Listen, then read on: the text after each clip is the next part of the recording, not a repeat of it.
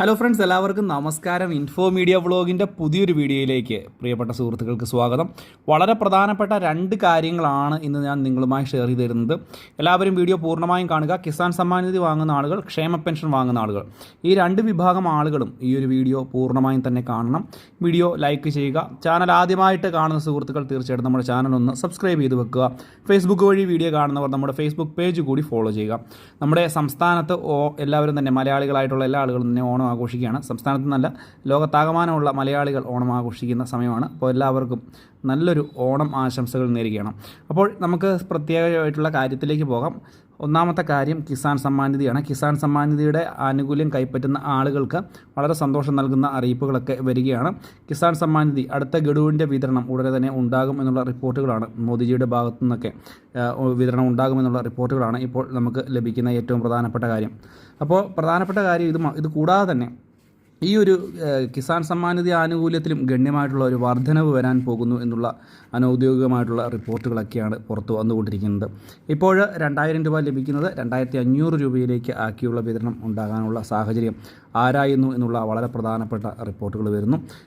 നമ്മുടെ സംസ്ഥാനത്ത് തന്നെ വലിയൊരു ശതമാനം ആളുകൾ, ഏകദേശം 1/4 കോടിക്കടുത്ത് ആളുകൾ ഈ ഒരു ആനുകൂല്യം കൈപ്പറ്റുന്നുണ്ട്. കൂടാതെ അർഹതാ മാനദണ്ഡങ്ങളൊക്കെ വീണ്ടും കർശനമാക്കും, അതിൻ്റെ പരിശോധനകൾ കർശനമാക്കും എന്നുള്ള റിപ്പോർട്ടുകളും വരുന്നുണ്ട്. വളരെ പ്രധാനപ്പെട്ട ഒരു കാര്യമാണ്. അടുത്ത ഗഡുവിൻ്റെ വിതരണം KYC പൂർത്തീകരിച്ചിട്ടുള്ള ആളുകൾക്കും അതുപോലെ തന്നെ കർഷക രജിസ്ട്രേഷനൊക്കെ കർഷക ഐ ഡിയൊക്കെ എടുത്തിട്ടുള്ള ആളുകൾക്കുമൊക്കെ കറക്റ്റായിട്ട് തുക ഉടനെ തന്നെ അക്കൗണ്ടിൽ എത്തുകയും ചെയ്യും. മറ്റൊരു പ്രധാനപ്പെട്ട കാര്യമെന്ന് പറയുന്നത് നമുക്കറിയാം, സാമൂഹ്യ സുരക്ഷാ ക്ഷേമ പെൻഷനാണ്. പെൻഷൻ്റെ വിതരണം നമുക്ക് ഓണത്തിന് മുമ്പാകെ തന്നെ 1 മാസത്തെ തുകയാണ് ലഭിച്ചത്. സാധാരണ ഉത്സവ സീസണുകളിൽ മുൻപുള്ള സർക്കാർ 2 ഗഡു തുക, അത് കുടിശ്ശിക ഉണ്ടായിരുന്ന സമയത്തും കുടിശ്ശിക ഇല്ലായിരുന്ന സമയത്തും 2 ഗഡു തുക വിതരണം ചെയ്യുന്ന ഒരു സാഹചര്യം ഉണ്ടായിരുന്നു. പക്ഷേ ഈ തവണ അതിനെല്ലാം മാറ്റങ്ങളുണ്ടായി. ഒരു മാസത്തെ തുക മാത്രമേ 2000 രൂപ മാത്രമേ നമ്മുടെ സാധാരണ ജനങ്ങളുടെ കൈകളിലേക്ക് എത്തിയിട്ടുള്ളൂ. പക്ഷേ ഇപ്പോൾ ലഭിക്കുന്ന മറ്റ് റിപ്പോർട്ടുകൾ പ്രകാരം ഓണം കഴിയുന്ന ഉടനെ തന്നെ ഇപ്പോൾ VD സതീശൻ സർക്കാരിൻ്റെ 100ാം ദിനം ആഘോഷിക്കുകയാണ്. അപ്പോൾ ഈ 100 ദിവസം കഴിഞ്ഞു. അപ്പോൾ അതുകൊണ്ട് തന്നെ മുൻപ് പ്രഖ്യാപിച്ചിട്ടുള്ള ക്ഷേമ പെൻഷൻ 3000 രൂപ ആക്കുന്നതുമായി ബന്ധപ്പെട്ടുള്ള നടപടി ഉടൻ ആരംഭിക്കും. പ്രാഥമിക ഘട്ടത്തിൽ ചെറിയൊരു തുകയുടെ വർധനവോടുകൂടി തന്നെ തുക വർദ്ധിപ്പിക്കും എന്നുള്ള റിപ്പോർട്ടുകൾ വരികയാണ്. ഒരു പക്ഷേ ഇനി അങ്ങോട്ട് ക്ഷേമ പെൻഷൻ തുക ലഭിക്കുക 2200 2500 രൂപയായിട്ടൊക്കെ ആയിരിക്കും. അതിനുശേഷം ഈ ഒരു 5 വർഷ കാലയളവ് കൊണ്ട് തുക വർദ്ധിപ്പിക്കാനുള്ള ഒരു നടപടിയാണ് ഇപ്പോൾ ആലോചിക്കുന്നത്. മുൻപ് തന്നെ പറഞ്ഞിരുന്നതാണ് ഒറ്റയടിക്ക് തുക 3000ലേക്ക് എത്തിക്കുമെന്നുള്ളൊരു കാര്യം. പക്ഷേ അതിൽ യാതൊരു തരത്തിലുള്ള നടപടി ഉണ്ടായിട്ടില്ല.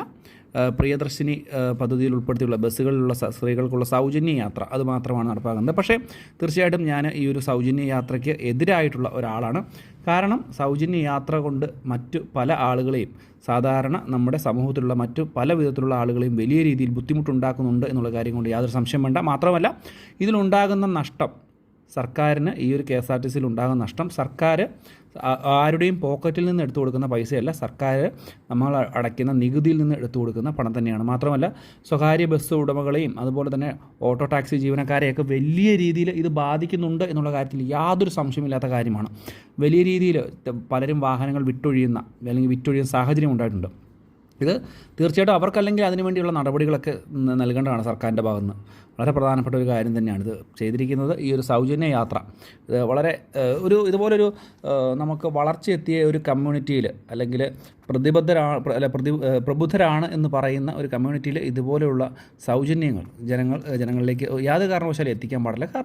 കാരണം അത് ജനങ്ങളെ ഒരു പക്ഷേ വീണ്ടും അത് മറ്റുള്ള ഒരു വിഭാഗം ജനങ്ങളെ വലിയ ബുദ്ധിമുട്ടിലേക്ക് കൊണ്ടുവരാനുള്ള സാധ്യതയുണ്ട്. ഇതിനെ സംബന്ധിച്ച് നമുക്കൊരു വീഡിയോ പുതിയതായിട്ട് വേറെ ചെയ്യാവുന്നതാണ്. അപ്പോൾ ഈ 2 കാര്യങ്ങളൊന്ന് പ്രത്യേകം ശ്രദ്ധിക്കുക.